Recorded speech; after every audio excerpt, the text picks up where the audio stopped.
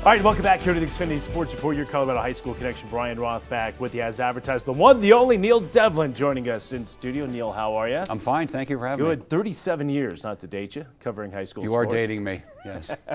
Longtime Denver Post preps editor, and of course now with former, now with WoodyPage.com, Colorado Prep Baseball Report, Mile High Sports, Colorado Preps. You're still all over the place. Yeah, I like doing it. I believe in the beat.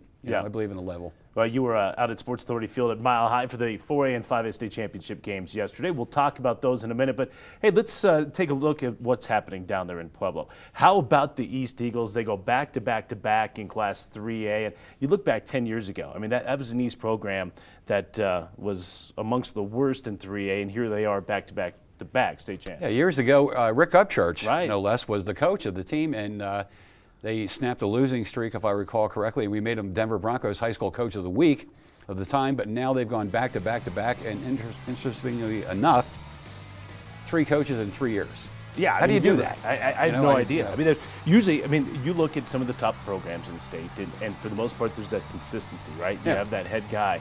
3 coaches in 3 years, and they get the job done. How did that happen? Well, we had Blair Hubbard leading Broomfield the first year to the 4A game and stuff, but I mean, Pueblo's the steel town, probably the last great high school sports town as a whole we have in Colorado.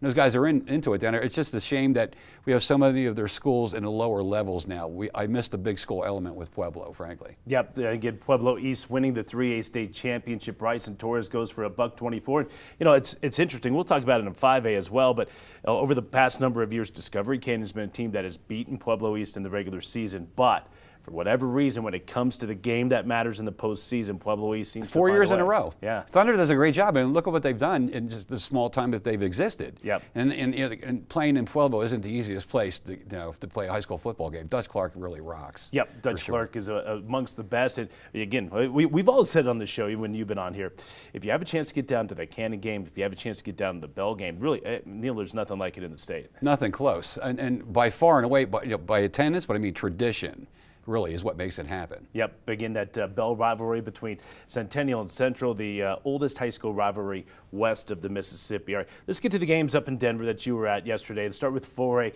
Pine Creek taking on Broomfield. Pine Creek would get the win in that contest, but you go back to the season opener, and even back to last year. Pine Creek's supposed to win it all. They lose in the semifinals to Loveland. Then to open up the season this year, they lose to Chatfield 50-39. Everybody's wondering, boy, JoJo Doman's gone. What about Pine Creek? Well, Todd Miller has that program humming again. Oh, absolutely. I mean, he told me yesterday, I mean, they were looking at 1-3 because they had a terrible first half against Vista Ridge, but then they pull that game out after losing to Fountain Fort Carson, then just go off on a run. I mean, these guys do a great job down there at Pine Creek. I mean, there are charges of recruiting and they do this and that, but I mean, I think any winner gets that kind of stuff. But I mean, look at what they did yesterday. Fabulous game, 14-all at halftime. Yep. The Stephen Kroll kid played great for Broomfield. I mean, I saw the game that he came in. I think it was week 2.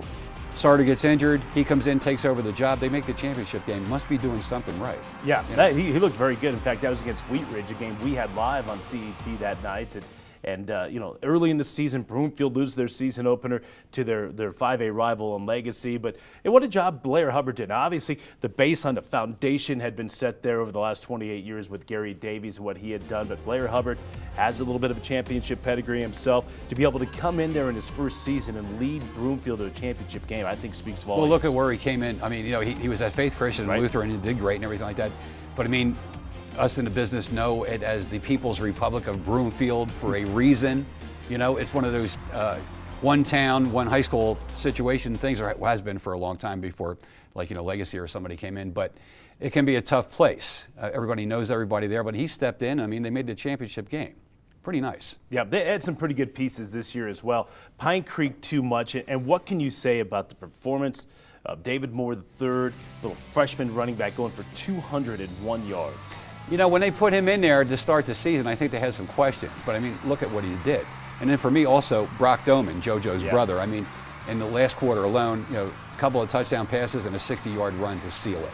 Those guys did great. But I think Broomfield fared well up front against them. It was a wash for a while, like everybody wants, like in the NFL or the high college ends games.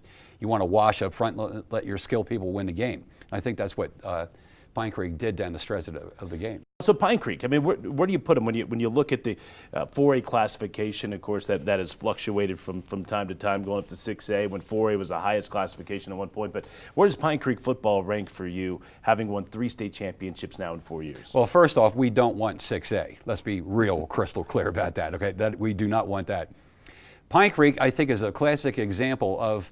We could incorporate something like what Texas does. I mean, year after year, we reassess everything, we reseed them, reclassify them. For me, something like the top 8 teams, for example, in 4A, if I was in command, would be asked to move up. The lower 8 teams in 5A would be asked to move down. Hinckley being a classic example. Why was Hinckley in 5A? Hinckley scored 19 points in 10 games. Are we trying to kill this program or what? Okay, we can't have that. We need to look beyond the enrollment situation. But for me, Pine Creek, I mean, this is 4 finals in 6 years or something like that? I mean, and this is a team that got waxed in Valor's last 4A games. It was like 66-10. Right? Listen, these guys can play. I think they could very easily fit into the 5A mix. No doubt about it. All right, let's talk about that 5A mix. And for the first time since 1955 at the big school level, rematch in the state championship game, Valor Christian and Pomona. And Valor Christian gets the job done again. And, I'm not sure if it was just a matter of Pomona was just too beat up by the time they got to the championship game. But, boy, Valor looked good. Of course, we know about the skilled players, but they got the job done up front. Yeah, absolutely. I mean, it's a situation in which I think the injuries hurt Pomona to a degree, but I also think it's a combination in which, Valor clearly got better as the season went on. I think Rod and his staff down there were able to put people in the correct positions, get them some seasoning and stuff, because they had a bunch of people to replace from a year ago and stuff like that. But I mean, look at what they did. I mean, their only losses in state were to Pomona and Mullen. Yep. Pretty good, Yep. And they were 1-3, and they didn't blink. Then they just won out. Yeah, I was talking to a couple of folks and a couple of guys on that Mullen coaching staff that really believed that they matched up really well against Valor, and they felt like if they got a chance to see Valor in the semifinals, that they would be able to match up well with them. Remember, they beat them 41-3 in the regular season. But Cherry Creek was able to beat Mullen, which I think has shocked a lot of us. Talk about the job that Dave Logan did, because you look at what they lost from last year, the injuries they sustained, especially at the quarterback position early in the season. For them to make a run to the state semifinals, I thought was phenomenal. Well, on top of the fact that, when Cherry Creek went into Mullen and won that game, what happened was it was Dave's first return to Mullen since, they fired him there and stuff like that. But, I mean, consider this. They lost not 1 but 2 All-Staters to the IMG Academy in Florida. 2. Yep. Big boys now, too. They went through their first 2 quarterbacks with injury. They took a wide receiver, put him at quarterback, hadn't thrown a ball in 2 years. And then they come within a field goal on the last play of the game against Valor. Pretty good stuff. Yep, no question about that. And listen, I want to certainly recognize and give a tip of the cap to Jay Madden, Pomona. Going through the injuries, they lose Jake Moretti in the summer, then Max Borghi in the quarters, Cam Gonzalez in the semifinals. And for Jay Madden to continue to have this football team play at the level that they do. And when you look at the enrollment, they are a 4A school, but they continuously play at 5A and do it at Well, they're in an older neighborhood, too, make no mistake. And they also lost their other offensive tackle who apparently got into some kind of trouble and it wasn't at school anymore and stuff like that. But to do what they've done, listen, Madden knows what's going on, too. And for me, he's pretty much the same guy, win or lose. He's one of the few that can handle it. He understands what's happening. He knows what he's up against, and he's aware of the consequences. This guy does a great job year in, year out. And I don't think he gets the credit he deserves, frankly. Yeah, and Valor Christian, led by head coach Rod Sherman, mentioned the 1-3 start. Obviously wasn't the way they wanted to begin. They lost to Pomona, and to come back and knock off Pomona in the championship game for the 2nd straight year. Valor gets a lot of grief, obviously. They're a private school. A lot of folks believe they recruit. There's allegations out there, whatever you want to call it. I know you were on Twitter a lot yesterday, and there folks were saying, boy, Valor Christian's bought another state championship. You weren't having that, though, were you? No, look, use this as an example, okay? Say you're the coach of a really good football program, and I have twins that are going to be studs or in 8th grade, and you beg me to send them to you. You know what? It doesn't mean I'm going to send them to you. This recruiting stuff is done by mom and dad in the house. They want to send their kids to the best possible school, coach, program, et cetera, and all that stuff. And look, Valor has raised the bar. Like Dave Logan even said that to me, okay? The bar is up here. It's up to the rest of the teams to match that.